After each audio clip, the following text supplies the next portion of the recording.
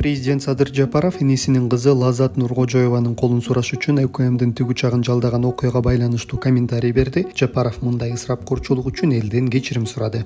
Өлкө жетекчилигинин жакындары башкаларга үлгү болушу керек. Ысырапкорчулукту токтотолу деп какшап келе жатам. Эң жок дегенде болочок күйөө бала ушул демилгемди колдоп, ойлонсо деле болмок. Президенттин жакыны болгон атса, элдин сынына кабылбайын, президентти да сынга кабылтпайын деши керек эле. Жаштык кылып койду деп ойлойм. Жөнөкөй жол менен эле келип колун сураса, бири-бирин жактырып аткандан кийин баш тартмак эмес да. Лазат Нуркожоева турмушундагы бул күндүн видео жана сүрөттөрүн өзүнүн Instagram барагына жарыялаган. Президенттин карындашы жана болочок күйөө бала салтанатка УКМдин тиг учагы менен келип конушкан. Видео соц түйүн колдонуучуларында президент Жапаров өзү мурда ысырапкорчулукка жол бербеши керектигин айтып жүргөндүктөн түрдүү реакцияларды жараткан. Ушинтип той өткөрдүң, эмне мүйүз чыкты, миллиондогон чыгым болгуча бизде үйсүз жүргөндөргө жардам берсеңер жакшы сооп болмок.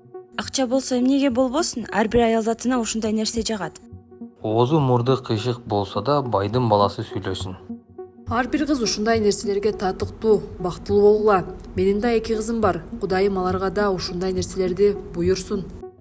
Катталуучулардын реакциясы ар түрдүү болуп кеткендиктен Лазат Instagramдагы профилин жаап салды. 2 жашты тоо учагына жеткирген Airbus H125 тиг учагы өлкөнүн өзгөчө кырдаалдар министрлигине таандык. Аны ижарага да алса болот. Жалдоонун 1 сааты болжолдуу $2100 айланат. Лазат Нуркожоева Садыр Жапаровдун иниси Дөөлөтбек Жапаровдун кызы. Ал 2021-жылы 21 жашка толгон өздүк майрамында калаадагы Новотелде дүркүрөдө тосуп, ага орусиялык артисттер чакырылган. Арадан 1 жыл өткөндөн соң жеке өзүнүн кийимге брендин ишке киргизген. Атасынын айтымында бул бизнести ачуу үчүн президент менен туугандык байланышын колдонбостон насыя алууга туура келген. Лазат Нуркожоева Мисс Кыргызстан 2020 конкурсунун жеңүүчүсү аталган. Бул конкурс кийин расмий конкурс эмес экени белгилүү болгон. Ал эми биринчи вице-мисс титулун Анда Алтынай Ботоярова алган. Ботоярова 1 жылдан кийин Мисс Кыргызстан 2021 конкурсун жеңип, 2022-жылы өлкөнүн атынан Аалам сулуусу сынагына катышып келген. Ботояровага да жакында эле сөйкө салып кетишкен. Ал УКМКнын башчысы Камчыбек Ташиевдин иниси, тагыраагы депутат Шайырбек Ташиевдин уулу Өмүрбек Ташиевке турмушка чыгып жатканы айтылган.